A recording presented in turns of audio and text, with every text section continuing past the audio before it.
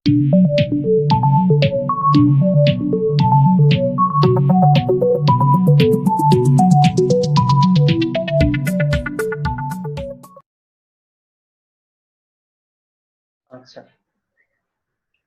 ওকে। সবাইকে ধন্যবাদ আমার এই সেশনে প্রেজেন্ট থাকার জন্য। আমি আজকে যে সেশনটা নিব সেটার নাম হচ্ছে beginners guide to BCS health. আসলে বিসিএস হেলথ নিয়ে আমাদের সবার মনেই অনেক ধরনের প্রশ্ন থাকে যে এটার আমরা কিভাবে প্রিপারেশন নিব, বা এটার আসলে ওভারঅল ডিউরেশনটা কিরকম হবে, বা বিসিএস এর পরে আমাদের কি কি স্কোপ বা অপরচুনিটিস আছে আমাদের পোস্ট গ্রাজুয়েশন হোক বা স্কলারশিপ রিলেটেড। তো আমি চেষ্টা করব আজকের এই সেশনে সবকিছু সম্পর্কে একটা ইন ব্রিফ একটা ডিসকাশন করবার জন্য। তো শুরুতে আমি আমার ইন্ট্রোডাকশনটা দিয়ে নিচ্ছি। আমি ডক্টর সুদীপ্ত সরকার। আমি 2018-এ শেরেবাংলা মেডিকেল কলেজ থেকে এমবিবিএস পাশ করি। 2019-এ আমার ইন্টার্নশিপ কমপ্লিট করি এবং 2019-এর ডিসেম্বরে আমি 39th বিসিএস এর হেলথ ক্যাডারে অ্যাসিস্ট্যান্ট সার্জন হিসেবে বরিশাল সদরে যোগদান করি। ওকে, তো আমি প্রেজেন্টেশনে চলে যাচ্ছি। এখানে আমি এই স্লাইড বা এই ছবিটা দিয়ে শুরু করবার একটা কারণ হচ্ছে যে আমরা সবাই জানি যে আমাদের বিসিএস এর যে কয়টা ফেজ আছে, প্রতিটা ফেজ যে গভর্নিং বডি কন্ডাক্ট করে থাকে তার নাম হচ্ছে পাবলিক সার্ভিস কমিশন, আমরা সংক্ষেপে পিএসসি নামে চিনে থাকি। সো আমি মূলত এই ছবিটা এর জন্য শেয়ার করছি যে আমরা যদি বিসিএস ক্যাডার হতে চাই আমাদের লাইফে কখনো কখনো কিন্তু আমাদের এই ইনস্টিটিউশনে একবার হলেও যেতে হবে। সাধারণত আমাদের যে ইন্টারভিউটা হয়ে থাকে সেটা কিন্তু আমাদের বাংলাদেশ সরকারি কর্ম কমিশনে হয়ে থাকে, এবং অন্য যে পার্টগুলো সেগুলো আসলে বিভিন্ন বোর্ড এক্সামের মতোই আসলে অন্য বিভিন্ন স্কুল কলেজে আসলে সিট করে থাকে। সো বেসিক যে ইন্ট্রোডাক্টরি কথাবার্তা বিসিএস রিলেটেড আমরা সবাই কম বেশি জানি। এটা একটা national wide highly competitive exam, যেটা 27টা ক্যাডারে নিয়োগের জন্য হয়ে থাকে প্রতি বছরই, যার ভেতরে বিসিএস হেলথ অন্যতম। এর পাশাপাশি কিন্তু এডমিন ক্যাডার আছে, পুলিশ আছে, ট্যাক্স আছে, ফরেন অ্যাফেয়ার্স আছে। তো টোটাল যে এক্সাম প্রসিডিওরটা এটা 3টা ফেজে হয়ে থাকে, সবগুলো ফেজে পিএসসি কন্ডাক্ট করে থাকে। প্রথমে প্রিলিমিনারি এক্সাম হয়, এটা 200 মার্কের এমসিকিউ বেসড, যেটাকে আমরা সবাই পপুলারলি প্রিলি নামে চিনে থাকি। দেন একটা রিটেন এক্সামিনেশন হয়, যারা প্রিলিতে পাস করে তারা এই রিটেন এক্সামিনেশনটা ফেস করে, and finally written examination pass করবার পরে আপনাদের সবাইকে ইন্টারভিউ ফেস করতে হবে, এবং দেন ইন্টারভিউ পাস করার পরেও আসলে কিছু ভেরিফিকেশন এবং হেলথ রিলেটেড প্রসিডিওর আছে। দেন ফাইনালি আপনি বিসিএস ক্যাডার হিসেবে গেজেটেড মেডিকেল অফিসার হতে পারবেন। Now let's come to the eligibility criteria. BCS এর মানে আপনি পরীক্ষা দেওয়ার জন্য খুবই বেসিক কিছু এলিজিবিলিটি ক্রাইটেরিয়া আপনাকে ফুলফিল করতে হবে। এখানে একটা এইজ বার আছে, অর্থাৎ আপনার বয়স 21 থেকে 32 বছরের মধ্যে হতে হবে। সো আমরা ডেফিনেটলি যখন গ্রাজুয়েট হব আমাদের বয়স 21 প্লাস হবে, বাট আপনি আপ টু 32 ইয়ার্স পর্যন্ত যে কয়টা বিসিএস পাবেন সব কয়টা বিসিএস আপনি অ্যাপিয়ার করতে পারবেন। আপনাকে জন্মসূত্রে বাংলাদেশের নাগরিক হতে হবে, এবং যদি আপনি বিবাহ সূত্রে কোনো ফরেন ডেলিগেটের সাথে আবদ্ধ থাকেন সেক্ষেত্রে আপনার বিসিএস এক্সাম দেওয়ার আগে একটা এনওসি বা গভর্নমেন্ট পারমিটের দরকার হয়। আর হেলথ ক্যাডারের ক্ষেত্রে আসলে বয়সটা 32 পর্যন্ত, অন্য যে জেনারেল ক্যাডারের ক্ষেত্রে কিন্তু এই বয়সটা 30 বছর। আর এখানে একটা একাডেমিক কোয়ালিফিকেশনের কথা আছে, যেটা আমি এখানে মেনশন করেছি, you can not have more than 1/3 class equivalent final grade in your undergraduate and graduate degree. এটা আসলে বেসিক্যালি জেনারেল ক্যাডারে যারা পরীক্ষা দেয় তাদের জন্য। আমাদের ক্ষেত্রে মূলত আমাদের প্রফেশনাল এক্সাম পাস থাকতে হবে। এখানে আসলে আপনি যদি অনার্স পেয়ে থাকেন এটা আপনার কোনো বাড়তি আপনাকে কোনো সিজিপিএ বা পয়েন্ট এখানে কাউন্ট হবে না, অর্থাৎ আপনি যদি 60% পেয়ে পাস করে থাকেন সেক্ষেত্রেও আপনি এলিজিবল হবেন, এবং আপনি যদি অনার্সও পেয়ে থাকেন সেক্ষেত্রেও আপনি এলিজিবল হবেন। তবে ডেফিনেটলি আপনি যদি অনার্স পেয়ে থাকেন এটা ইন্টারভিউতে আপনার ইমপ্রেশনটা একটু মানে মানে বাকিদের থেকে হয়তো আপনাকে একটু আলাদাভাবে আপনার ইমপ্রেশনটা ক্রিয়েট করবে, আদারওয়াইজ ইটস সেম। আচ্ছা, এমসিকিউ টাইপ প্রিলিমিনারি টেস্ট যেটা, এটা হচ্ছে 200 মার্কের একটা এক্সাম হয়ে থাকে, এবং এটা ডিউরেশন হচ্ছে 2 ঘন্টা। এটা আগে 100 মার্কের পরীক্ষা ছিল এবং 1 ঘন্টার পরীক্ষা ছিল, বাট 35th বিসিএস থেকে এটা 200 মার্কের করা হয়েছে। এক্ষেত্রে প্রতিটা প্রশ্নের সঠিক উত্তরের জন্য আপনার 1 মার্ক, বাট যদি আপনার মানে ভুল হয় তাহলে কিন্তু 0.5 মার্ক হচ্ছে নেগেটিভ। এটা আসলে আমাদের সবাইকে খুবই মাথায় রাখতে হবে, বিকজ আমরা এর আগে যে পরীক্ষাগুলো দিয়ে থাকি সবসময় আমরা দেখি যে 0.25 বা মানে 2 এই ধরনের মার্ক কিন্তু আসলে নেগেটিভ হয়। এখানে 0.5 মার্ক নেগেটিভ হয়, এটা কিন্তু আসলে মানে আপনার দেখা যাবে যে আপনি সার্টেন একটা অ্যামাউন্টের মার্ক পেলেও পরবর্তীতে নেগেটিভ মার্কিং এর জন্য আপনি কিন্তু আপনার কাট অফ মার্ক দেখা যাবে যে কমে আসবে। এখানে আমি একটু সাবজেক্টস গুলো নিয়ে একটু আলাপ করছি যে কোন কোন সাবজেক্টের উপরে আপনার প্রিলি এক্সামটা হয়ে থাকে। এখানে বাংলা ভাষা ও সাহিত্যে 35, ইংরেজিতে 35, বাংলাদেশ বিষয়াবলী, আন্তর্জাতিক বিষয়াবলী, ভূগোল, সাধারণ বিজ্ঞান, কম্পিউটার তথ্য প্রযুক্তি, গাণিতিক যুক্তি, মানসিক দক্ষতা এবং সুশাসন নৈতিকতা, এই ধরনের একটা বিষয় থাকে যার উপরে 10 মার্ক থাকে। এটা কিন্তু জেনারেল বিসিএস এর হচ্ছে মার্ক ডিস্ট্রিবিউশন। বাট যদি স্পেশাল বিসিএস হয়ে থাকে, যেটা আসলে শুধুমাত্র হেলথ ক্যাডারদের জন্য 39তে হয়েছে বা অন্য যে কোনো স্পেসিফিক একটা ক্যাডারের জন্য হয়ে থাকে, তখন কিন্তু এই মার্ক ডিস্ট্রিবিউশনে একটু ভেরিয়েশন আসে। যেরকম 39 এর ক্ষেত্রে আপনার 200 মার্কের মধ্যে 100 মার্কই ছিল পোস্ট রিলেটেড সাবজেক্ট, অর্থাৎ আপনি যদি এমবিবিএস পাস করে থাকেন সেক্ষেত্রে আপনার মেডিকেল সায়েন্স রিলেটেড থাকবে 100 মার্ক, অথবা আপনি যদি বিডিএস পাস করে থাকেন আপনার ডেন্টাল সায়েন্স রিলেটেড থাকবে 100 মার্ক। এই 100 মার্ককে আবার পিএসসি ভাগ করেছে 4টা ভাগে: 25 অ্যানাটমি, 25 হচ্ছে ফিজিওলজি, 25 হচ্ছে প্যাথোলজি এন্ড মাইক্রোবায়োলজি, এন্ড 25 হচ্ছে মেডিসিন। সেক্ষেত্রে এখানের যে মার্ক ডিস্ট্রিবিউশন গুলো সেটা একটু মানে রিশাফেল হয়, অর্থাৎ বাংলায় 20 থাকে, ইংরেজি থাকে, বাংলাদেশ বিষয়াবলী আন্তর্জাতিক বিষয়াবলীতে 20 করে থাকে, আর গাণিতিক যুক্তিতে হচ্ছে 10 থাকে, মানসিক দক্ষতাতে 10 থাকে। সেক্ষেত্রে আপনার ভূগোল, সাধারণ বিজ্ঞান, তথ্য প্রযুক্তি এবং যে সুশাসন এবং নীতি নৈতিকতার যে বিষয়টা সাবজেক্টটা থাকে, এই নাম্বার গুলো থাকে না সেক্ষেত্রে, আর এই টপিক গুলো থাকে না সেই হিসাবে। আপনি যখন প্রিলি পাস করবেন এরপরে আপনাকে হচ্ছে রিটেন এক্সাম ফেস করতে হবে। প্রিলিতে কিন্তু আসলে কোনো পাস মার্ক নেই, এটা হচ্ছে বছর টু বছরে আপনার কাট অফ মার্ক ভেরি করে। যখন আপনার প্রশ্ন কঠিন হয় তখন কিন্তু কাট অফ মার্ক 90 অ্যারাউন্ড থাকে, আবার যখন আপনার কোশ্চেনটা কম্পারেটিভলি ইজিয়ার হয় সেই ক্ষেত্রে আপনার কাট অফ মার্কটা 110 120 পর্যন্ত উঠতে পারে। সো প্রিলির ক্ষেত্রে কোনো স্পেসিফিক পাস মার্ক নেই, বাট রিটেন এবং ইন্টারভিউ বা ভাইভা দুটোর ক্ষেত্রেই আপনার পাস মার্ক হচ্ছে 50, অর্থাৎ আপনাকে 50% মার্ক ক্যারি করতে হবে। রিটেনের যে সিলেবাস এটা একটু এক্সটেন্সিভ, বিশেষ করে আমরা যারা এমবিবিএস পাস করি আমাদের জন্য কিন্তু বাংলা, ইংরেজি বা যদি গাণিতিক মানে দক্ষতার কথা বলি, এগুলোতে এক্সটেন্সিভ প্রিপারেশন নেওয়াটা আমাদের জন্য অনেক টাফ হয়ে যায়, বিকজ আমাদের সাইড বাই সাইড পোস্ট গ্রাজুয়েশনের প্রিপারেশন নিতে হয়। সো আমার কাছে মনে হয় যে প্রিলি থেকে রিটেনের প্রিপারেশন নেওয়াটা অনেক বেশি টাফ। এটা হচ্ছে রিটেনের মার্ক ডিস্ট্রিবিউশন। আপনি দেখতে পাচ্ছেন এখানে যে বাংলায় 200 মার্ক থাকে, ইংরেজি 200, বাংলাদেশ বিষয়াবলী আন্তর্জাতিক বিষয়াবলী মানে প্রিলিতে যে সাবজেক্ট গুলো থাকে সেই সাবজেক্ট গুলোই এখানেও থাকে কম বেশি, বাট এখানে আপনাকে মানে সাবজেক্টিভ অ্যান্সার করতে হবে, যেটা আমার কাছে মনে হয় অনেকটা। কারণ আপনি যদি কোনো একটা বিষয় সম্পর্কে মোটামুটি আপনার একটা ধারণা থাকে, আপনি সেটার এমসিকিউ দেখে আপনি আপনার জন্য অ্যান্সার করাটা অনেক ইজিয়ার হয়। আপনি সেখানে আপনি একটা বা দুটো অপশন এক্সক্লুড করতে পারেন, তারপর বাকি দুটোর ভিতরে আপনি যেটা মনে হয় যে এটা হয়তো হবে সেটা আপনি মানে অ্যান্সার করতে পারেন। বাট এক্ষেত্রে আপনার অনেক ডিটেইল প্রিপারেশন দরকার হয় রিটেনের ক্ষেত্রে। বাট যদি আপনি টেকনিক্যাল ক্যাডারের জন্য অ্যাপ্লাই করে থাকেন, এটা আমি একটু আসবো যে what is technical cadre and what is general cadre, তাহলে কিন্তু আপনার মার্ক ডিস্ট্রিবিউশনটা একটু ডিফারেন্ট হবে। আচ্ছা, জেনারেল বিসিএস এবং স্পেশাল বিসিএস আমরা সবাই জানি কি, জেনারেল বিসিএস হচ্ছে যখন আমরা কোনো মানে ইন জেনারেল বা নর্মাল টাইমে যে বিসিএস গুলো হয়ে থাকে সকল ক্যাডারের নিয়োগের জন্য, সেটা হচ্ছে জেনারেল বিসিএস। বাট স্পেশাল বিসিএসটা হচ্ছে যে কোনো একটা স্পেসিফিক ক্যাডারের নিয়োগের জন্য যে পরীক্ষাটা হয়ে থাকে, অর্থাৎ যেটা 39তে হয়েছিল অনলি হেলথ ক্যাডার নিয়োগের জন্য। এখন জেনারেল বিসিএস এর যখন আবার আপনি ফর্ম ফিল আপ করবেন সেক্ষেত্রে আপনার দুটো চয়েস থাকে, আপনি কি জেনারেল ক্যাডারে পরীক্ষা দিবেন নাকি আপনি টেকনিক্যাল বা প্রফেশনাল ক্যাডারে পরীক্ষা দিবেন।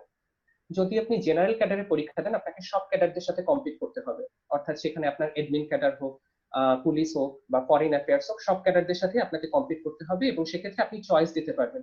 এটা শুধুমাত্র তাদের জন্যই যারা আসলে এমবিবিএস পাস করে হয়তো এডমিন বা ফরেন অ্যাফেয়ার্স বা অন্য কোনো ক্যাডার চান। বাট যদি আপনি হেলথ ক্যাডারেই যেতে চান এবং আপনি হেলথ ক্যাডারটাই চুজ করতে চান, সেক্ষেত্রে আপনি টেকনিক্যাল বা প্রফেশনাল ক্যাডার চুজ করবেন। এখন এই টেকনিক্যাল বা প্রফেশনাল ক্যাডার এবং জেনারেল ক্যাডারের মধ্যে প্রিলিমিনারি এক্সাম পর্যন্ত কোনো মার্কে কোনো ভেরিয়েশন নেই, বাট রিটেনে এসে এখানে আপনি দেখতে পাচ্ছেন যে টেকনিক্যাল বা প্রফেশনাল ক্যাডারে রিটেনের মার্কের একটা ভেরিয়েশন আছে। এখানে আপনার পোস্ট রিলেটেড সাবজেক্টে আপনার 200 মার্ক থাকবে রিটেন, অর্থাৎ আপনি মেডিকেল সায়েন্স হচ্ছে আপনার 200 মার্ক থাকবে, এবং বাকি যে 700 মার্ক সেই 700 মার্কে একটু ভেরিয়েশন আছে জেনারেল ক্যাডারের থেকে। এখানে আপনি দেখছেন যে বাংলায় 100, যেটা জেনারেল ক্যাডারে আগে ছিল 200 ছিল, যেটা এখানে 100, এবং এখানে সাধারণ বিজ্ঞান ও তথ্য প্রযুক্তি এই সাবজেক্টটা আপনাদের ক্ষেত্রে থাকবে না। But in total written examination আপনি জেনারেল ক্যাডার হোক বা প্রফেশনাল ক্যাডার হোক, দুই ক্ষেত্রেই আপনার টোটাল মার্ক 900 থাকবে। তারপর যখন আপনার রিটেন ফেজটা শেষ হবে এরপরে আপনাকে ইন্টারভিউ ফেস করতে হবে। এই ইন্টারভিউ এর টোটাল মার্ক থাকবে 100, এবং এক্ষেত্রেও আপনার 50% মার্ক ক্যারি করতে হবে। বাট রিমেম্বার ওয়ান থিং, মানে ইন্টারভিউতে পাস করা মানেই যে আপনি বিসিএস ক্যাডার হতে পারবেন বা গেজেটেড মেডিকেল অফিসার হতে পারবেন, ব্যাপারটা এরকম না। প্রতি বছর যখন বিসিএস এর সার্কুলার বের হয় তারা স্পেসিফিক কিছু পদের এগেইনস্টে কিন্তু এই নিয়োগ প্রক্রিয়াটা মানে কন্ডাক্ট করে থাকে। সো ফর এক্সাম্পল আপনি যে জেনারেল বিসিএসটা দিলেন সেইবার হচ্ছে যে তাদের তখন পদ খালি আছে 250 জন সহকারী সার্জন বা মেডিকেল অফিসারের। এখন আপনি প্রিলিমিনারি এক্সাম, রিটেন এক্সাম সবগুলো এক্সামই পাস করেছেন, হয়তো যে কাট অফ মার্ক ছিল সেটা মানে লোয়ার রেঞ্জে থেকে পাস করেছেন, এবং ইন্টারভিউ আপনি পাস করলেন, বাট আপনার টোটাল মার্কস যে ওই 250 জন ছিল তার থেকে পিছনে, তখন কিন্তু আপনি আর বিসিএস ক্যাডারে নিয়োগ পাবেন না। সেক্ষেত্রে আপনার নন ক্যাডার কিছু মেডিকেল অফিসার পোস্ট থাকে, যেরকম ফ্যামিলি প্ল্যানিং এর বা রেলওয়ে মেডিকেল অফিসার বা বন বিভাগের কোনো কার্যালয়ের মেডিকেল অফিসার, সেই পোস্টগুলো আপনাকে তখন পোস্টের জন্য আপনাকে আবার অ্যাপিল করতে হবে। অর্থাৎ সেক্ষেত্রে আপনি ক্যাডারভুক্ত হবেন না, বাট আপনি নন ক্যাডার মেডিকেল অফিসার হতে পারবেন।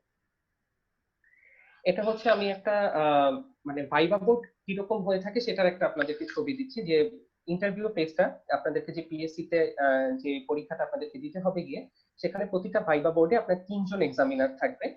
এখানে পিএসসি এর একজন মেম্বার থাকবেন, হতে পারেন উনি পিএসসি এর চেয়ারম্যান অথবা অন্য যে 15 জন কার্যকরী সদস্য আছে তাদের একজন, জয়েন্ট সেক্রেটারি অথবা তদূর্ধ্ব র্যাঙ্কের একজন থাকেন, এবং আপনার পোস্ট রিলেটেড সাবজেক্ট সেই অর্থাৎ আপনি যেহেতু মেডিকেল প্রফেশন বিলং করেন, হয়তো কোনো মেডিকেল কলেজের একজন প্রফেসর স্যার আসবেন, যেমন আমার সময় এনআইসিবির এর একজন কার্ডিওলজিস্ট প্রফেসর স্যার এসেছিলেন। সো এইভাবে করে একটা ভাইবা বোর্ড গঠন হয়, এবং এভাবে 15টা ভাইবা বোর্ড প্যারালালি হচ্ছে প্রতিদিন পরীক্ষা নিয়ে থাকে। ফাইনালি আপনি যখন প্রিলি, দেন রিটেন এবং ইন্টারভিউ সব ফেজ গুলো শেষ করবেন, তখনও কিন্তু আপনি গেজেটভুক্ত হবেন না। এরপরেও কিছু খুবই মানে বেসিক ফর্মালিটিস থাকে, যেরকম আপনাকে একটা হেলথ চেকআপের মধ্যে থেকে যেতে হবে এবং আপনার কিছু ভেরিফিকেশন হবে। আগে কমনলি জাস্ট পুলিশ ভেরিফিকেশন হতো, এখন কিন্তু এনএসআই এবং স্পেশাল ব্রাঞ্চ ভেরিফিকেশনও হয়ে থাকে সাইড বাই সাইড। এই ভেরিফিকেশন গুলো মূলত আপনার যে হোম টাউন আছে সেখানে হয় এবং আপনার মেডিকেল কলেজে হয়ে থাকে। তো অন্য যে কোনো ক্যাডারের ক্ষেত্রে, সেটা হোক ফরেন অ্যাফেয়ার্স হোক অথবা অ্যাডমিন ক্যাডার হোক, সেখানে কিন্তু অনেক স্ট্রিক্ট ভেরিফিকেশন হয়ে থাকে, বাট হেলথ ক্যাডারের ক্ষেত্রে কিন্তু এই ভেরিফিকেশনটা অনেকটাই শিথিলযোগ্য। অর্থাৎ আপনার যদি উম, আহ, মানে খুব মানে আপনি যদি খুব ব্ল্যাক লিস্টেড কেউ না হন, ফর এক্সাম্পল আপনার রাজনৈতিক মতাদর্শ ভিন্ন হতেই পারে, বাট আপনি যদি প্রিভিয়াসলি কোনো কারণে মানে জেল খেটে না থাকেন, অথবা আপনার নামে যদি কোনো মামলা না থাকে, সেক্ষেত্রে এই ধরনের সিচুয়েশন ছাড়া এখন পর্যন্ত কাউকে হেলথ ক্যাডারে বাদ দেওয়া হয়নি। এবং যেটা আমি আগেও বলেছি যে টোটাল যে প্রসিডিওর, এটা হচ্ছে যে বাংলাদেশ পাবলিক সার্ভিস কমিশন তারা কন্ডাক্ট করে থাকে। এখন ডিউরেশন, টোটাল প্রসিডিওরটার ডিউরেশনটা কিরকম হয়ে থাকে, এটা কিন্তু বিসিএস টু বিসিএস ভেরি করে। তবে আপনি রাফলি ধরে নিতে পারেন যে যখন বিসিএস এর সার্কুলারটা ফার্স্ট বের হয়, সেখান থেকে আপনি গেজেটভুক্ত হতে হতে আপনার অ্যাপ্রক্সিমেটলি 2 বছর সময় লাগবে, কখনো কখনো এর থেকেও বেশি, বিকজ আপনি দেখছেন যে অনেকগুলো স্টেপ পার হয়ে কিন্তু আপনাকে ক্যাডার হতে হচ্ছে। তবে এক্ষেত্রে যদি স্পেশাল বিসিএস হয়ে থাকে, সেক্ষেত্রে আপনার সময়টা কিছুটা কম লাগে, কারণ স্পেশাল বিসিএস এর একটা প্লাস পয়েন্ট হচ্ছে আপনি প্রিলিমিনারি পাস করার পর আপনি ডিরেক্ট হচ্ছে ভাইবা ফেস করবেন বা ইন্টারভিউ ফেস করবেন। সেক্ষেত্রে আপনাকে রিটেন এক্সামের যে প্রসিডিওরটা, এইটার ভেতর দিয়ে যেতে হবে না, এবং এটা কিন্তু অনেক টাইম কনজিউমিং, কারণ রিটেন এক্সামের খাতা ক্রস চেক হয়, এখানে একজন এক্সামিনার খাতা দেখে, পরে সেটা আবার আরেকজন এক্সামিনার দেখে। সো এই যে ডিউরেশনটা, এটা আপনার হচ্ছে স্পেশাল বিসিএস এর ক্ষেত্রে থাকবে না। বাট স্টিল আমি 39 এর কথা যদি বলে থাকি, আমাদের সার্কুলার দিয়েছিল 2018 এর মার্চে, এন্ড ফাইনালি গেজেট হয়েছে 2019 এর নভেম্বরে। সো স্পেশাল বিসিএস হওয়ার পরেও কিন্তু আমাদের 1 বছর 8 মাস লেগেছে। সো এই টাইম স্কেডিউলটা সবসময় ভ্যারি করে থাকে, এটা আসলে কোনো ক্লিন কাট একদম কোনো ডিউরেশন নেই। আচ্ছা, এখন যে প্রশ্নটা আমরা সবাই খুব ফেস করে থাকি, যে বিসিএস কে কেন বলা হয়ে থাকে যে it is one of the toughest and highly competitive examination. আপনি দেখেন, আমি একটা সিনারিও দিচ্ছি, যে এটা হচ্ছে আমাদের লাস্ট যে জেনারেল বিসিএসটা হয়েছে সেটার একটা মানে পরিসংখ্যান দিচ্ছি। যে লাস্ট যে জেনারেল বিসিএসটা হয়েছে 40 বিসিএস, 40তম বিসিএস, সেখানে টোটাল ফর্ম ফিল আপ করেছিল 4 লাখেরও বেশি প্রতিযোগী বা ক্যান্ডিডেট, এবং আলটিমেটলি পরীক্ষা দিয়েছিল অ্যাপ্রক্সিমেটলি 3,25,000। ঠিক আছে? তো দেখেন, যারা ফর্ম ফিল আপ করেছে তাদের কিন্তু অলমোস্ট 20% বেশি হচ্ছে পরীক্ষায় দেয়নি, এবং ফাইনালি গিয়ে প্রিলিমিনারিতে সিলেক্ট হয়েছে অনলি 20,000 প্লাস। এটা কিন্তু জাস্ট প্রিলিমিনারি সিলেকশন, এবং এরপরে যখন রিটেন সিলেকশনে আবার অনেকে বাদ যাবে, দেন ফাইনালি ইন্টারভিউ হবে, সেখানেও অনেকে বাদ যাবে, এবং ফাইনালি ভেরিফিকেশন হয়ে যখন ফাইনাল মানে লিস্ট অফ ক্যান্ডিডেটস আসবে, আই ডোন্ট থিঙ্ক যে এটা আসলে 3 থেকে 4 হাজারের বেশি হবে, কারণ কোনো অর্থ বছরেই সব ক্যাডার মিলিয়ে 3 থেকে 4 হাজারের বেশি নিয়োগ হয় না। তাহলে আপনি দেখেন যে ফর্ম ফিল আপ করেছিল 3 থেকে 4 লাখ, আলটিমেটলি সিলেক্ট হচ্ছে 3 থেকে 4 হাজার, আর সাকসেস রেট দাঁড়াচ্ছে only around 1 to 2%। So that's why BCS কে বলা হয়ে থাকে যে it is one of the toughest and highly competitive examination. আচ্ছা, why BCS is for you, মানে আপনি কখন বুঝবেন যে বিসিএস আপনার জন্য, বা বিসিএস এর কি কি বেনিফিটস আছে। আমাদের ভিতরে অনেকেই আছে যে আমরা সোশ্যাল স্ট্যাটাসের জন্য অথবা ফ্যামিলির প্রেসারে বিসিএস বিসিএস পরীক্ষা দিতে চাই বা বিসিএস ক্যাডার হতে চাই। বাট জিনিসটা সবসময় কিন্তু এরকম না। আপনি যখন বিগার পিকচার চিন্তা করবেন যে আমি ডেফিনেটলি বাংলাদেশেই যদি থাকি এবং আমি যদি হেলথ সেক্টরেই থাকতে চাই, আই থিঙ্ক আমার জন্য বিসিএস অনেক বড় একটা অপরচুনিটি। কেন, আমি একটু এলাবোরেটলি সবগুলো পয়েন্ট টাচ করতে চাচ্ছি। দেখেন, এখানে বলা আছে যে you will be respected as a first class gazetted medical officer. অবশ্যই, কারণ আপনি যখন একজন বিসিএস ক্যাডার হিসেবে আপনার কর্মস্থলে জয়েন করবেন, আপনি কিন্তু একজন গেজেটেড ফার্স্ট ক্লাস অফিসার। এটা ডেফিনেটলি আমাদের সমাজে এই জিনিসটার একটা আলাদা সোশ্যাল স্ট্যাটাস আছে, এবং আমার কাছে পার্টিকুলারলি যে জিনিসটা অনেক ভালো লাগে অ্যাটেস্টেশনের বিষয়টা। আপনি কিন্তু সত্যায়িত করতে পারবেন, এই অথরিটিটা কিন্তু সবার থাকে না। সো এটা অনেক ফ্যাসিনেটিং একটা বিষয়। Then your job will be secured. এই জিনিসটা আমি কোভিড-19 সিচুয়েশনে এসে অনেক রিয়েলাইজ করেছি। আপনি দেখেন, ঢাকার মতো জায়গায় অনেক প্রাইভেট হসপিটাল বা অনেক প্রাইভেট মেডিকেল কলেজই কোভিড-19 সিচুয়েশনে কিন্তু অনেক ডক্টর আছে যাদের হয়তো তারা ফুল স্যালারি পায় নাই, অনেকের জব চলে গিয়েছে। বাট আপনার যদি বিসিএস এ আপনি যদি আপনার জবটা সিকিউর করতে পারেন, তাহলে এটা বলাই হয়ে থাকে যে বিসিএস এ চাকরি পাওয়া যতটা মানে কঠিন, চাকরি চলে যাওয়াটা আসলে তার থেকে বেশি কঠিন। সো আপনি একটা সিকিউর জব পাবেন, যেটা অবশ্যই মানে আমাদের সবার লাইফে খুব ইম্পর্টেন্ট একটা জিনিস বলে আমি মনে করি। দেন আপনার স্টার্টিং যে স্যালারিটা হবে সেটাই অনেক হ্যান্ডসাম একটা স্যালারি হবে। এবং তার থেকেও বড় বিষয় যেটা, এটা কিন্তু আপনার পোস্ট গ্রাজুয়েশনের উপরে ডিপেন্ড করছে না আপনার স্যালারিটা। আমি যদি একটু কম্পেয়ার করে বলি তাহলে মনে হয় জিনিসটা ইজিয়ার হবে। আমার একজন কলিগ বা ফ্রেন্ড যে এখন হয়তো একটা ডিভিশনাল টাউন বা কোনো একটা পেরিফেরি কোনো একটা প্রাইভেট হসপিটাল অথবা ক্লিনিকে ডিউটি করছে আইএমও হিসেবে। তো তার স্যালারি কিন্তু অ্যারাউন্ড 22 থেকে 25,000 এর ভিতরে থাকে। বাট আপনি যখন বিসিএস এ জয়েন করবেন, আপনার স্টার্টিং স্যালারি হবে কিন্তু 36 থেকে 37,000। এবং প্রতি বছর শেষে আপনার একটা ইনক্রিমেন্ট হবে টোটাল স্যালারির উপরে। সো মানে এটা অনেক বড় একটা ব্যাপার আমার কাছে মনে হয় যে আপনার শুরুতেই। এবং আমি একটু আমার এক্সাম্পলটা দিতে চাই, আমি কিন্তু 2018 এমবিবিএস পাস করেছি, 2019 ইন্টার্নশিপ কমপ্লিট করেছি, মানে আমি বলতে গেলে একজন ফ্রেশ গ্রাজুয়েট। আমার কিন্তু কোনো পোস্ট গ্রাজুয়েশন নেই, বাট আমিও এই একই স্যালারি পাবো যে একজন পোস্ট গ্রাজুয়েশন করে বিসিএস এ জয়েন করবে।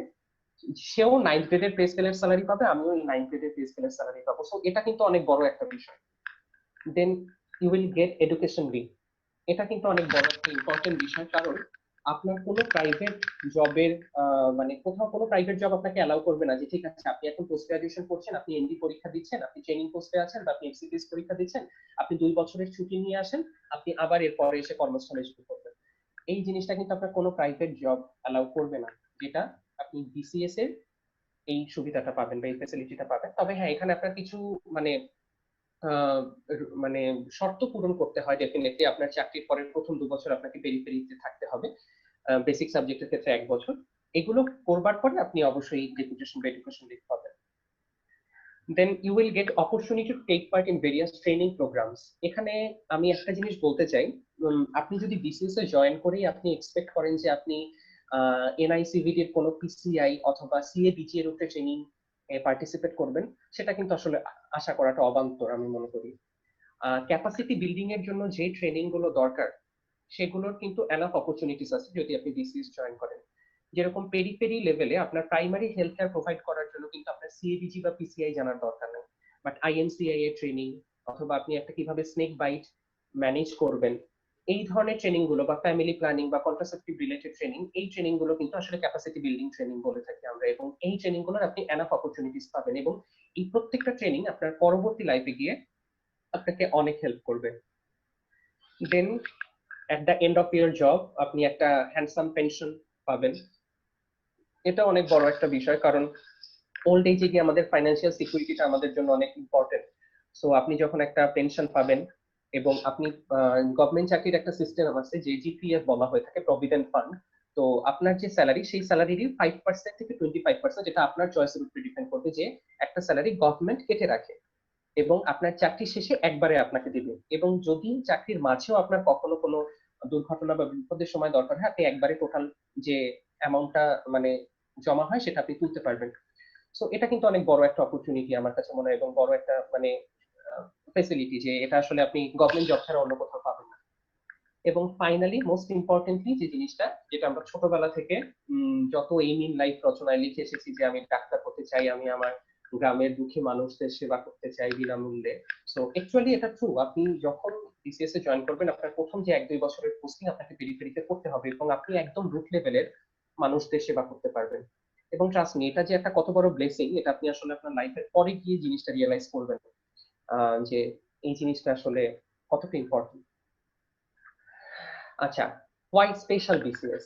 স্পেশাল বিসিএস নিয়ে কিন্তু আমাদের যারা আমরা ডক্টর আছে, আমাদের ভিতরে কিন্তু আমাদের খুব একটা এনথুজিয়াজম কাজ করে, কারণ সামনে আরেকটা স্পেশাল বিসিএস হওয়ার অনেক বেশি পসিবিলিটি আছে, যেটা আমাদের মাননীয় স্বাস্থ্যমন্ত্রীও বলেছেন এবং টিএসএ বিভিন্ন কর্মকর্তারাও বিভিন্ন সময় বলে এসেছেন। সো আমাদের যারা এমবিবিএস প্রফেশনে আছি এবং আমরা যারা বিসিএস হেলথ ক্যাডারেই যেতে চাই, সো তাদের জন্য স্পেশাল বিসিএসটা কেন এত বেশি ইম্পর্টেন্ট? আচ্ছা, সব থেকে বেশি ইম্পর্টেন্ট এই কারণেই যে you might not get another BCS examination just for the recruitment of health cadre, যেটা আসলে খুবই খুবই খুবই ইম্পর্টেন্ট। নর্মাল যে কোনো বিসিএস এ আপনার 220-250 মানে খালি পদ থাকা সাপেক্ষে হেলথ ক্যাডারে নিয়োগ হয়ে থাকে, কিন্তু এরকম বাল্ক অ্যামাউন্টে যে নিয়োগটা, এটা কিন্তু আসলে স্পেশাল বিসিএস ছাড়া হয় না। আপনি দেখেন প্রতি বছর কত এমবিবিএস ডক্টর হচ্ছে যে ইন্টার্নশিপ কমপ্লিট করে বিএমডিসি সার্টিফিকেট মানে রেজিস্ট্রেশন নিয়ে বের হচ্ছেন, বাট এরপরে তাদেরকে আইদার প্রাইভেট জব সেক্টরে কোনো জব করতে হচ্ছে, কেউ খ্যাপে যাচ্ছে, আমরা মানে খুব কমনলি বলে থাকি খ্যাপে যায় বা প্র্যাকটিস করতে যাচ্ছে, বাট তাদের কিন্তু কোনো জব সিকিউরিটি নেই।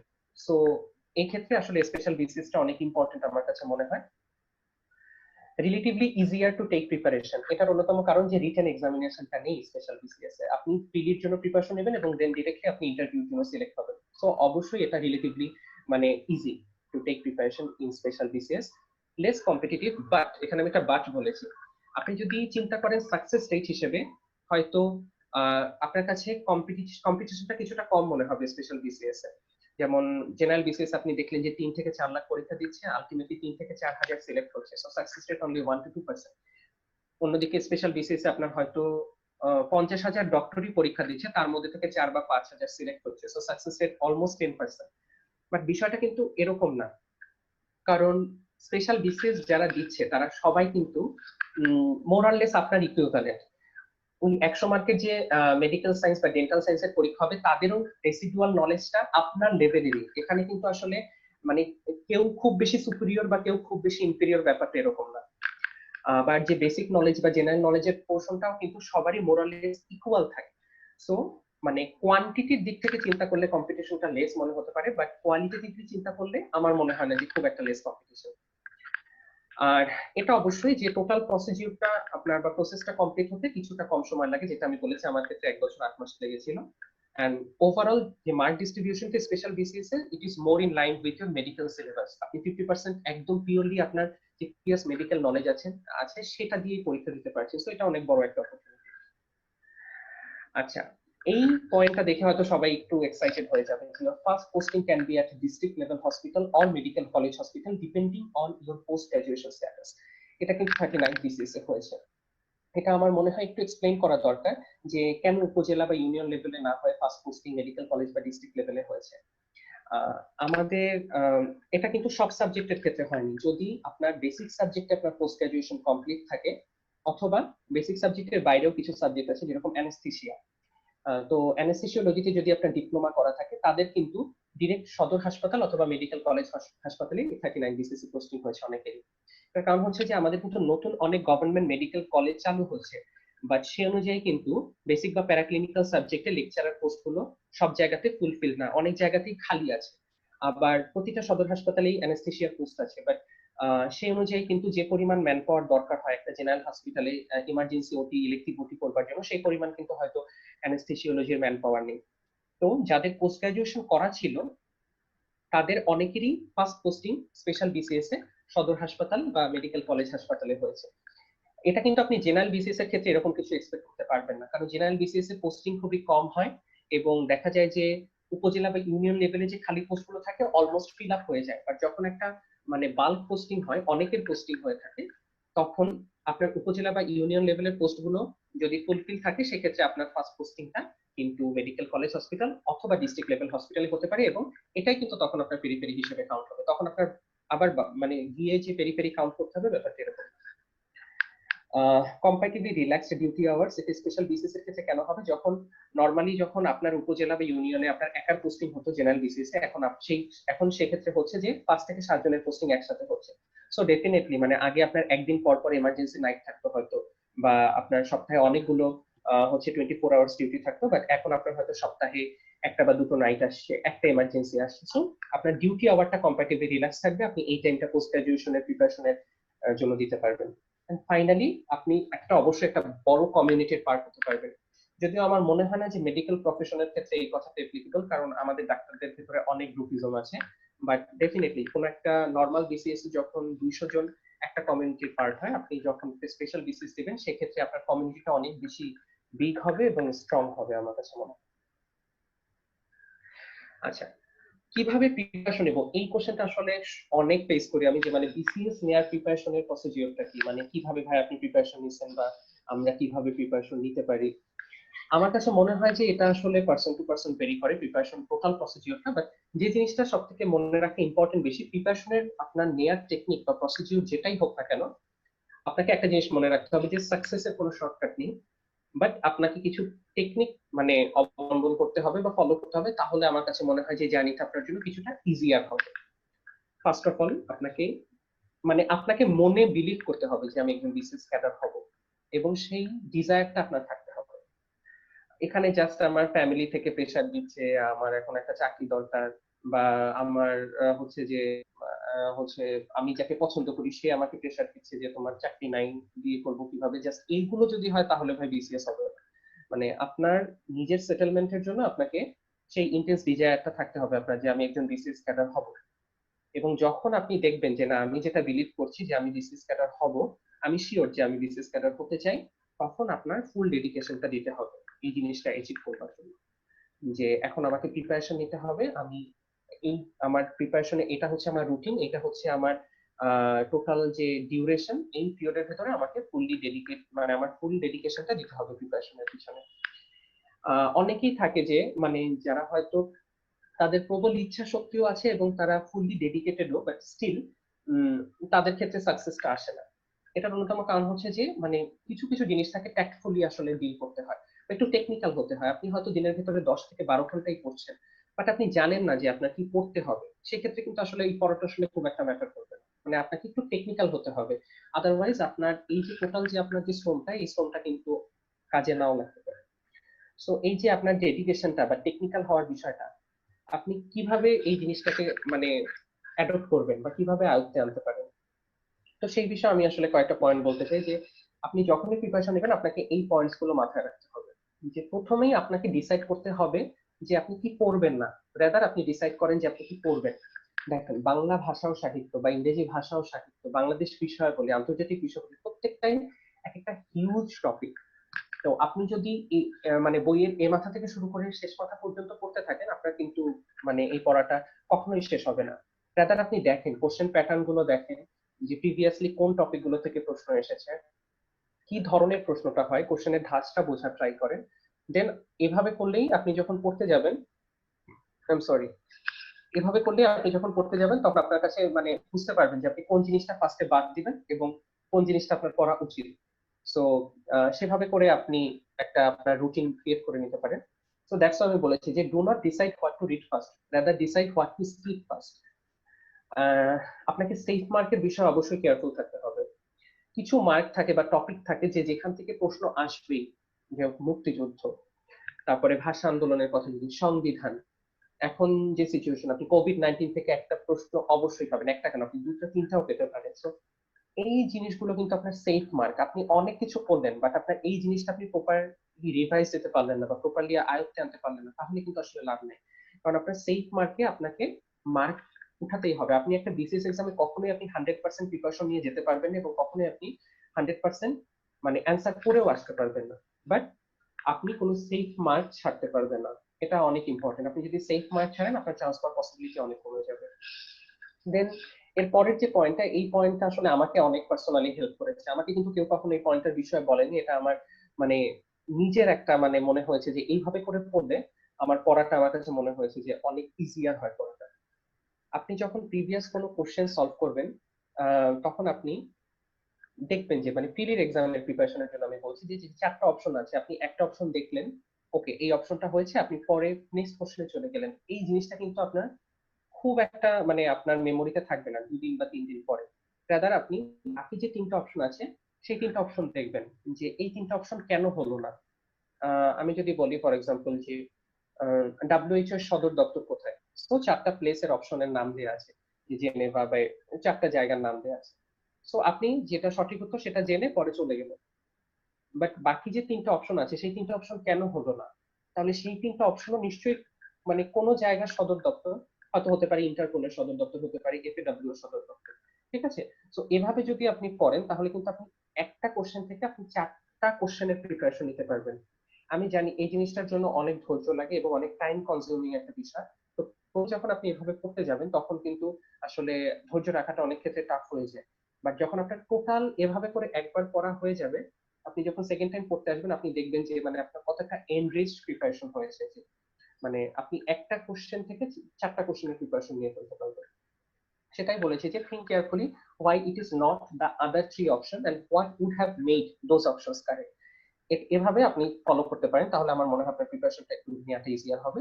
And finally revision revision revision, মানে আপনি নতুন টপিকের থেকে যে টপিকগুলো আপনার জন্য সেফ মার্ক ক্যারি করবে এবং ইম্পর্টেন্ট টপিক সেগুলো আপনাকে বারবার রিভাইজ দিতে হবে। তো সেই পার্সপেক্টিভ থেকেই এই থমাস হাক্সলির এই কোটটা আসলে আমি দিয়েছি যে try to learn something about everything and everything about something. অর্থাৎ মানে কিছু টপিক থাকবে যেটা আপনাকে A to Z সব জানতে হবে, আবার সব টপিকেরই আপনার কিছু না কিছু জানতে হবে। তো সেটাই মূলত এখানে বলা। নাও প্রিপারেশন ম্যাটেরিয়াল, যে বিগিনার যারা অর্থাৎ যারা এখনো বিসিএস এর প্রিপারেশন শুরু করেনি, তারা যদি শুরু করতে চায় তাহলে তাদের জন্য প্রিপারেশন ম্যাটেরিয়াল কি কি হতে পারে। আপনার যদি হাতে একদমই কম সময় থাকে সেক্ষেত্রে, বা আপনি যদি এখন মানে আপনি হয়তো পড়াশোনা করছেন বা ইন্টার্নশিপ করছেন, সেক্ষেত্রে আমার কাছে মনে হয় যে আপনার এই সবগুলো অপশন দরকার নেই। আপনি জাস্ট একটা বিসিএস এর কোশ্চেন ব্যাংক কিনবেন। বাজারে অনেকগুলো প্রশ্ন মানে কোশ্চেন ব্যাংক আছে, যেটা আসলে আপনার সিনিয়রদের সাথে আলাপ করে আপনি কিনতে পারেন, যেটা আপনার কাছে মনে হয় যে একটু ভালো মানের সেরকম একটা প্রশ্ন ব্যাংক কিনবেন। এবং এর পাশাপাশি আপনি ডাইজেস্ট কিনবেন একটা, যদি আপনার আরেকটু বেশি সময় থাকে প্রিপারেশন নেওয়ার। কোচিং লেকচার বা নোট এটা টোটালি অপশনাল। কোচিং করাটা ম্যান্ডেটরি না আমার কাছে মনে হয় এটা, বাট আপনি যদি করেন সেক্ষেত্রে আপনি কোচিং লেকচার বা নোট ফলো করতে পারেন। এবং এক্ষেত্রে সব থেকে ইম্পর্টেন্ট যে জিনিসটা আমরা আসলে কেউ রিয়েলাইজ করি না, আমাদের রেসিডুয়াল নলেজ, এই জিনিসটা আসলে খুব খুব খুব ইম্পর্টেন্ট। এবং এটার জন্য আসলে আলাদাভাবে প্রিপারেশন নেওয়ার দরকার নেই, বাট আপনাকে একটু মানে আপনার ব্রেন স্টর্ম করতে হবে। আপনি যখন একটা প্রশ্ন দেখবেন, মানে আপনি দেখবেন যে এই জিনিসটা তো আমি কখনো না কখনো পড়েছি লাইফে। বিকজ আমি এটা বিলিভ করি যে যারা এমবিবিএস পাস করেছে তারা প্রত্যেকেই তাদের স্কুল কলেজ লাইফে ওয়ান অফ দা মানে ব্রাইটেস্ট স্টুডেন্ট ছিল তাদের স্কুল কলেজ লাইফে। সো নট নেসেসারি যে ফার্স্ট বয় বা ফার্স্ট গার্ল হতে হবে, হয়তো খুবই ভালো একজন স্টুডেন্ট ছিল। সো ডেফিনেটলি সেই সময় তারা যখন বাংলা ব্যাকরণ পড়েছে বা ইংলিশ যে গ্রামাটিক্যাল রুলস গুলো তারা পড়েছিল বা ম্যাথমেটিক্যাল ফর্মুলাস গুলো ছিল, তো সেগুলো আমার কাছে মনে হয় যে এখন হয়তো অনেক দিনের মানে প্র্যাকটিসে না থাকার কারণে তাদের অনেক কিছু মনে নেই, বা তারা যখন এই জিনিসগুলো আবার পড়তে যাবে তখন হচ্ছে তাদের জন্য এই জিনিসটা ক্যাপচার করা অন্য যে কোনো 10 জনের থেকে অনেক ইজিয়ার হবে। আচ্ছা, প্রিপারেশন রিলেটেড যে ফ্রিকোয়েন্টলি আস্ক কিছু কোশ্চেন, মানে আমার মনেও যখন আমি প্রিপারেশন নিয়েছি আমার কাছে ফেস করেছি আমি, বা জুনিয়ররাও মাঝে মধ্যে আমাকে জিজ্ঞেস করে থাকে, সেগুলো সম্পর্কে আমি একটু মানে ডিসকাস করে যাই। সেটা হচ্ছে যে কোন কোশ্চেন ব্যাংক বা ডাইজেস্ট আমাদের ফলো করা উচিত। আসলে এটার কোনো ক্লিন কাট অ্যান্সার নেই আমার কাছে, বাট আমি প্রফেসরস অথবা এসিউরেন্স এই দুইটা ডাইজেস্ট বা কোশ্চেন ব্যাংকের নাম অনেক মানে পপুলারলি শুনেছি, এবং আমিও আসলে এই দুটোর যে কোনো একটাই আসলে ফলো করেছি। আমি পার্টিকুলারলি একটার কথা বলছি না, দুটোই বেশ ভালো এবং একুরেট, আপনি যে কোনো একটা ফলো করতে পারেন। আচ্ছা, আরেকটা হচ্ছে যে সাবজেক্ট ওয়াইজ যে বুক সিরিজ পাওয়া যায়, যে MP3 সিরিজের বই আছে, বাংলা বই আলাদা, ইংরেজি বই আলাদা, এটা কি আসলে সবগুলো বই পড়ার দরকার আছে? এক্ষেত্রে যদি আপনি এক্সটেন্সিভ প্রিপারেশন নিতে চান, অথবা যদি আপনি এমবিবিএস পাস করে হেলথ ক্যাডারে না গিয়ে অন্য কোনো ক্যাডারে সুইচ করতে চান, তাহলে আমার মনে হয় যে এত এক্সটেন্সিভ প্রিপারেশনের ভিতর থেকে যাবার মানে খুব একটা দরকার আছে। কারণ কোশ্চেন ব্যাংকের পাশাপাশি ডাইজেস্ট সলভ করা ইজ মোর দ্যান এনাফ। আপনি যদি এই দুটো জিনিস প্যারালালি মানে ফুল ডেডিকেশন দিয়ে সলভ করতে পারেন, আমার মনে হয় না যে এর বাইরে আসলে আর কোনো কিছুর দরকার আছে। বাট স্টিল আপনি যদি করতে পারেন, you are most welcome. Minimum preparation time for the prelim exam, মানে প্রিপারেশন নেওয়ার মিনিমাম টাইম আসলে এটা variable, person to person vary করবে। আপনার যে কোন একটা জিনিস যে ক্যাপচার করবার যে সুইফটনেস এটার উপরে, বা আপনার যে রেসিডুয়াল নলেজ যে প্রিভিয়াসলি যেটা ছিল সেটার উপরে অনেক কিছু ডিপেন্ড করবে। বা আপনি কতটুকু টাইম দিতে পারছেন, আপনি কি ফুললি বিসিএস প্রিপারেশনের জন্য টাইম দিচ্ছেন, নাকি সাইড বাই সাইড আপনাকে ইন্টার্নশিপ করতে হচ্ছে বা কোনো একটা জায়গায় আপনি জব করছেন। বাট রাফলি আমার কাছে মনে হয় যে অ্যাটলিস্ট 3 থেকে 4 মান্থস রাখাটা সেফ, মানে অ্যাটলিস্ট এর থেকে বেশি রাখতে পারলে ভালো। And then, is it necessary to get yourself admitted in any coaching? আমি বলবো নট অ্যাট অল। মানে আমি যদিও পার্সোনালি একটা কোচিং করেছি, বাট আমার কাছে যেটা মনে হয়েছে যে আপনি যদি একটা স্ট্রিক্ট রুটিন নিজে ফলো করতে পারেন, সেক্ষেত্রে কোচিং এর কোনো দরকার নেই। বাট আমার মতো অনেকেই আছে যে যদি কোনো একটা রুটিন, নিজে যে রুটিনটা করি সেই রুটিনটা ফলো করতে পারি না, মানে একটা সবসময় একটা প্রেশারের ভিতরে থাকতে হয়। সো এরকম যারা আছেন আমার মতো, তাদের জন্য আমার কাছে মনে হয় যে কোচিং এ এডমিট হলে তারা বেনিফিটেড হবে। বাট আমি একটা জিনিস অবশ্যই আপনাদেরকে সাজেস্ট করবো, আপনি কোচিং এ এডমিট হন বা না হন, আপনাকে অবশ্যই কোনো একটা এক্সাম ব্যাচের সাথে ইন টাচ থাকা উচিত। বিকজ বিসিএস এর যে কোশ্চেন প্যাটার্ন এবং এখানে নেগেটিভ মার্কের যে ব্যাপারটা আছে, এটা আপনি ডিরেক্টলি আপনি যদি মনে করেন যে আপনি নিজে নিজে প্রিপারেশন নিয়ে একদম পরীক্ষার দিন গিয়ে আপনি ছক্কা পিটিয়ে আসবেন, ব্যাপারটা এতটা ইজি না। আমি যখন প্রথম দিকে কোচিং গুলোতে পরীক্ষা দিতাম, আমি 36%, 40% এরকম মার্কস ক্যারি করতাম।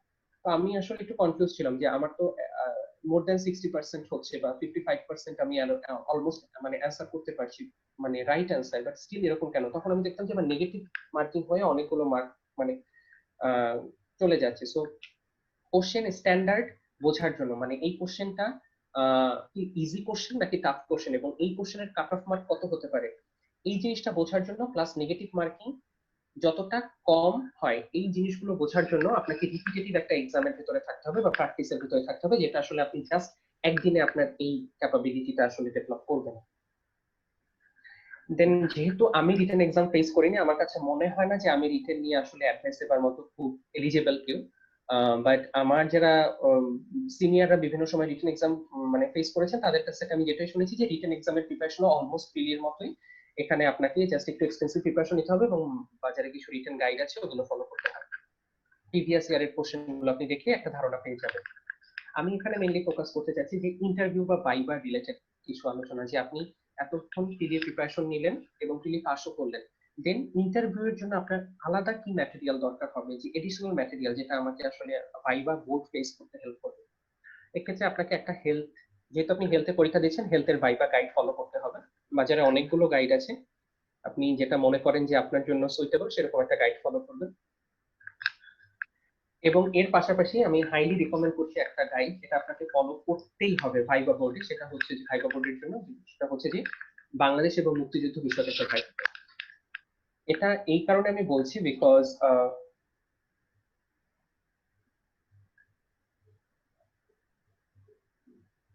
ওকে ওকে, আচ্ছা। তো এটা আমি এই কারণে বলছি বিকজ যে ভাইবা গাইডটা হচ্ছে কেন ইম্পর্টেন্ট, যে আপনার কোনো ভাইবাতে আপনি কিন্তু বাংলাদেশ বা লিবারেশন ওয়ারের রিলেটেড প্রশ্ন ফেস না করে আপনি ভাইবা পাস করতে পারবেন না। সো এর জন্য এই গাইডটা আপনি ফলো করতে পারবেন। বাংলা একাডেমির যে নিজ জেলার বই, এটা একদমই অপশনাল। তবে আরো কিছু বই আছে যেগুলো আপনি ফলো করতে পারেন, যার ভিতরে একটা হচ্ছে অসমাপ্ত আত্মজীবনী, একটা হচ্ছে কারাগারে রোজ নামছে, এবং একটা হচ্ছে শেখ মুজিব আমার পিতা। এই বইগুলোর যে কোনো একটা বই আপনাকে পড়ে যেতে হবে, কারণ এই বইগুলো থেকে আপনাকে ইনভেরিয়েবলি কোশ্চেন আস্ক করা হয়। সো আচ্ছা, এখানে আমি আর যাচ্ছি না। কিছু কিছু টপিক আছে যে যে টপিক গুলো আপনাকে এ টু জেড জানতে হবে, যেরকম আপনার নিজের সম্পর্কে, নিজের মেডিকেল কলেজ সম্পর্কে, নিজের জেলা সম্পর্কে, তারপরে 52 থেকে 71-এর যে ইম্পর্টেন্ট হিস্টোরিক্যাল ইভেন্ট গুলো আছে সেটা সম্পর্কে, বাংলাদেশের সংবিধান, এবং এর পাশাপাশি যে বাংলাদেশ সরকারের স্বাস্থ্য খাতে যে সাফল্য, এটা সম্পর্কে আপনাকে একটু ধারণা থাকতে হবে, এবং বাংলাদেশ সরকারের মেগা প্রজেক্টস গুলো সম্পর্কে, এবং কারেন্টলি যে বার্নিং ইস্যুস যেগুলো আছে, যেমন আমাদের দেশের পার্সপেক্টিভ থেকে যদি বলি, রোহিঙ্গা ক্রাইসিস কিন্তু অনেক ইম্পর্টেন্ট একটা টপিক। সো এটা আপনাকে অবশ্যই মাথায় রাখতে হবে। এবং last but not the least, যেটা না পড়ে আপনি এবার পরীক্ষা দিতেই যেতে পারবেন না, দ্যাট ইজ কোভিড-19 এর আপনাকে A to Z সব জেনে যেতে হবে। নাও আমি ফ্রিকোয়েন্টলি যে কোশ্চেন গুলো আসলে ফেস করে থাকি বিসিএস রিলেটেড, সেগুলো নিয়ে আমি একটু সংক্ষেপে আলোচনা করব, খুবই সংক্ষেপে। যে কখন থেকে আসলে আমার বিসিএস এক্সামের প্রিপারেশন স্টার্ট করা উচিত, আমি বলবো অবশ্যই আপনার ফাইনাল প্রফেশনাল এক্সামের আগে না। কারণ যেহেতু আপনি হেলথ ক্যাডারেই থাকবেন, আপনার মেডিকেল নলেজটা সলিডিফাই করা অনেক ইম্পর্টেন্ট। সো অনেকেই আমি দেখেছি যে আসলে ফাইনাল প্রফের পাশের আগে থেকে একটু একটু প্রিপারেশন শুরু করে, বা অনেকে ইন্টার্নশিপে ডিউটি ফাঁকি দিয়ে শুরু করে। তো কোনোটাই আসলে আমার কাছে মনে হয় যে জাস্টিফাই করবার মতো কিছু না। ইন্টার্নশিপের ফাঁকে ফাঁকে অল্প প্রিপারেশন নেন, ফাইনাল প্রফ দিয়ে দেন প্রিপারেশনটা শুরু করেন। কিভাবে আমি টাইম ম্যানেজ করব যদি আমি ইন্টার্নশিপ করি বা জব করি? এটা কিন্তু আসলে একটু মানে ট্রিকি কোশ্চেন। এক্ষেত্রে আপনার একটা স্ট্রিক্ট রুটিন ফলো করতে হবে, এবং যে কাজগুলো আসলে আপনার কাছে মনে হয় যে এই মুহূর্তে আগামী 6 মাসের জন্য আমার না করলেই নয়, যেরকম খুব ফ্রিকোয়েন্টলি সোশ্যাল মিডিয়া ব্রাউজিং বা এই ধরনের কাজগুলো আপনাকে একটু অ্যাভয়েড করতে হবে। Then for which one I should try first, BCS or post graduation? এটা আসলে টোটালি আপনার উপর ডিপেন্ড করে। যদি আপনি মনে করেন যে না, আমি আগে পোস্ট গ্রাজুয়েশন করতে চাই, তাহলে আপনি পোস্ট গ্রাজুয়েশনের জন্য ট্রাই করবেন। বাট যদি আপনার সামনে কোনো স্পেশাল বিসিএস এর সার্কুলার থাকে, সেক্ষেত্রে আমার কাছে মনে হয় যে স্পেশাল বিসিএস এর জন্য ট্রাই করাটা বেটার। বিকজ পোস্ট গ্রাজুয়েশন যেরকম এফসিপিএস আপনি 6 মাস পর পর দিতে পারবেন, এমডি রেসিডেন্সি আপনি প্রতি বছর দিতে পারবেন, বাট এরকম যে একটা মেসিভ বালকে যে আসলে নিয়োগ বা অ্যাপয়েন্টমেন্ট যেটাই বলি না কেন, এটা কিন্তু আসলে আবার কবে হবে এটা কোনো সিউরিটি নেই। সো যদি স্পেশাল বিসিএস এবং পোস্ট গ্রাজুয়েশন হয়, I think you should try for special BCS first. Then how can I prepare myself for BCS if I stay outside Dhaka? খুবই সিম্পল। আপনি ঢাকার বাইরে থাকা মানে আপনি অনেক ব্লেসড, আপনার জ্যামে কোনো ধরনের টাইম নষ্ট হবে না, ওই টাইমগুলো আপনি রাদার আপনার প্রিপারেশনে দিতে পারবেন। বাট হ্যাঁ, আপনার একটা স্ট্রিক্ট রুটিন ফলো করতে হবে। সেটা যদি আপনি মনে করেন যে আপনি নিজের রুটিন নিজে স্ট্রিক্টলি ফলো করতে পারছেন, you are most welcome. But যদি আপনি মনে করেন যে কোনো একটা কোচিং এর সাথে ইনটাচ থাকতে চাচ্ছেন, এখন সব কোচিং গুলোই অনলাইন ব্যাচ হচ্ছে কন্ডাক্ট করে থাকে, তো আপনি আপনার সিনিয়রদের সাথে ডিসকাস করে যে কোনো একটা ফেভারেবল কোচিং এ আপনি এডমিট হয়ে যেতে পারেন। দেন ওয়ার্কিং এনভায়রনমেন্ট উপজেলা ইউনিয়ন লেভেল, এটা কিন্তু আসলে মানে সবার একটা যে সিকিউরিটি নিয়ে খুবই কনসার্ন থাকে, যে আমি উপজেলা বা ইউনিয়ন লেভেলে গেলে আমি কিভাবে কাজের পরিবেশ পাবো। তো এখানে আমি মূলত একটা স্টাডির একটা মানে সাম আপ করেছি, যে একটা ডেসক্রিপটিভ ক্রস সেকশন স্টাডি হয়েছিল লাস্ট ইয়ার। তো আমি ডিরেক্টলি স্টাডি রেজাল্টটাই চলে যাচ্ছি। এখানে আপনি দেখেন ওয়ার্কপ্লেস এনভায়রনমেন্ট এবং পেশেন্ট সার্ভিস যে হসপিটাল এনভায়রনমেন্ট নিয়ে কিন্তু যারা স্টাডি পপুলেশন ছিল তাদের রেসপন্স ছিল ফেয়ারলি ওয়েল। বাট যখন একটা সিকিউরিটির বিষয় আসে, আপনি লাস্টের পয়েন্ট দুটো দেখেন, যে সিকিউরিটি অ্যাট গভর্নমেন্ট রেসিডেন্স অথবা সিকিউরিটি অ্যাট হসপিটাল, দুটোই কিন্তু মানে তাদের রেসপন্স ছিল ব্যাড টু ভেরি ব্যাড। অর্থাৎ এখানে সিকিউরিটিটা আপনার কাছে হয়তো আপনি যতটা এক্সপেক্ট করছেন সেই লেভেলের সিকিউরিটিটা আপনি পাচ্ছেন না। বাট এটা কিন্তু আসলে বাংলাদেশের সব উপজেলা বা সব ইউনিয়নে কম বেশি একই চিত্র। সো এক্ষেত্রে আমার মনে হয় যদি আপনার ইউএইচএফপিএস এর সাপোর্টিভ হন এবং কলিগরা সাপোর্টিভ হন, এই প্রবলেম গুলো আসলে অনেক ক্ষেত্রেই ওভারকাম করা পসিবল। দেন আদার কিছু ভেরিয়েবলস ছিল এই স্টাডি, সেটা আমি আর না যাচ্ছি এখন যেহেতু টাইম লিমিটেশন আছে। আচ্ছা, 2 বছরের পোস্টিং উপজেলা বা ইউনিয়ন লেভেলে ইজ ইট ম্যান্ডেটরি? যদি আপনি ক্লিনিক্যাল সাবজেক্টে আপনার ক্যারিয়ার করতে চান, ইট ইজ ম্যান্ডেটরি। বাট যদি আপনি কোনো বেসিক সাবজেক্টে আপনার ক্যারিয়ার করতে চান, সেক্ষেত্রে আপনি 1 বছরের মাথায় আপনার হচ্ছে যে মেডিকেল কলেজ হসপিটালে চাইলে চলে আসতে পারেন, যদি আপনার কোনো এমফিল বা এমডি করা থাকে কোনো একটা বেসিক সাবজেক্টে। এখানে সাবজেক্ট চয়েস গুলো দেওয়া আছে, আপনি দেখেন এখানে কিন্তু কমিউনিটি মেডিসিন নেই। কমিউনিটি মেডিসিন বাদে বাকি যে বেসিক সায়েন্স আছে সেই সব সাবজেক্ট গুলো এখানে আছে। দ্যাট মিনস যদি আপনি এমপিএইচ করতে চান, সেক্ষেত্রে কিন্তু আপনার 2 বছরই পেরিফেরি করে আসতে হবে। যদিও কমিউনিটি মেডিসিন একটা বেসিক সাবজেক্ট, বাট এমপিএইচটাকে আমাদের যে ডেপুটেশন নীতিমালা সেখানে 2 বছরের পেরিফেরি হিসেবেই কাউন্ট করা হয়েছে। এবং যদি আপনি কোনো দুর্গম উপজেলায় পোস্টিং পান, এটা আসলে ফিমেলদের জন্য একটু টাফ হবে, বাট মেইল যারা থাকবেন তারা আপনার নিজ জেলা বা উপজেলার কোনো দুর্গম উপজেলায় যদি পোস্টিং নিতে পারেন, তা আমার কাছে মনে হয় যে অনেক মানে একটা it can be benefited for you, because এখানে আপনার রোগীর প্রেশার কম থাকবে এবং আপনি এনাফ টাইম পাবেন আপনার পোস্ট গ্রাজুয়েশন প্রিপারেশনের জন্য। বাট হ্যাঁ, লাইফস্টাইলটা একটু টাফ হবে, যে এখানে আপনি খুব কোনো লাক্সারি পাবেন না, আপনাকে খুব সাধারণ একটা জীবনযাপন করতে হবে, এবং সিকিউরিটিও হয়তো খুবই কনসার্ন। দেন একটা কমন প্রশ্ন যেটা আমি পাবলিক হেলথ সেক্টরে ক্যারিয়ার করতে চাই, ডিসিস আমাকে কিভাবে হেল্প করবে? আমাদের হেলথ কেয়ার সিস্টেমটা কিন্তু এখনো curative health care system over preventive health care system. So এখনো কিন্তু পাবলিক হেলথ সেক্টরটা প্রপারলি ফ্লারিশ করা বাকি আছে, but it is changing, gradually change হচ্ছে এই জিনিসটা। তো এক্ষেত্রে আপনাকে অবশ্যই এমপিএইচ করতে হবে, এবং গভর্নমেন্ট রিকগনাইজড যে ইনস্টিটিউশন আছে সেখান থেকে এমপিএইচ করতে হবে, সাচ এস নিক্সন বা বিএসএমএমইউ। যদি আপনি প্রাইভেট কোনো ইউনিভার্সিটি থেকে এমপিএইচ করেন সেটা কিন্তু আমাদের গভর্নমেন্ট সেটাকে রিকগনাইজ করবে না।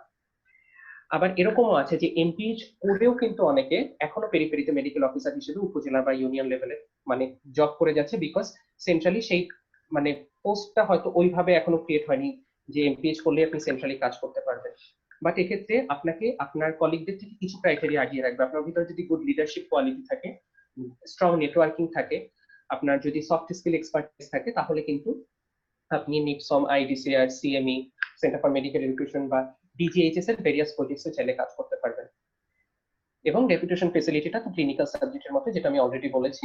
দেন I want to work in DGHS, এই কোশ্চেনটাও যে আমি কি ডিজিএইচএস এ মেডিকেল অফিসার হিসেবে কাজ করতে পারবো বিসিএস এ পোস্টিং নিয়ে। আসলে ডিজিএইচএস এ মেডিকেল অফিসার হিসেবে কাজ করার জন্য আপনার কোনো আলাদা একাডেমিক কোয়ালিফিকেশন বা পোস্ট গ্রাজুয়েশনের দরকার নেই। বাট যে কোয়ালিটিস গুলো আমি অলরেডি আপনাকে বলেছি, যে কাজের মানুষ কিন্তু আসলে সবাই খোঁজে। তো আপনার ভিতরে যদি কোনো একটা গ্রেট লিডারশিপ কোয়ালিটি থাকে, বা আপনি যে বিষয়টাতে কাজ করতে যাচ্ছেন, ফর এক্সাম্পল আইটি সেক্টরে, সেটার আপনার একটা ট্রেনিং আছে হয়তো, বা আপনার একটা স্ট্রং নেটওয়ার্কিং ক্যাপাবিলিটি বা সফট স্কিল, আপনার খুব এক্সপার্টাইজ এই বিষয়গুলোতে যদি থাকে, সেক্ষেত্রে আপনি একজন সুইটেবল ক্যান্ডিডেট হিসেবে ডিজিএইচএস এও চাইলে কাজ করতে পারেন।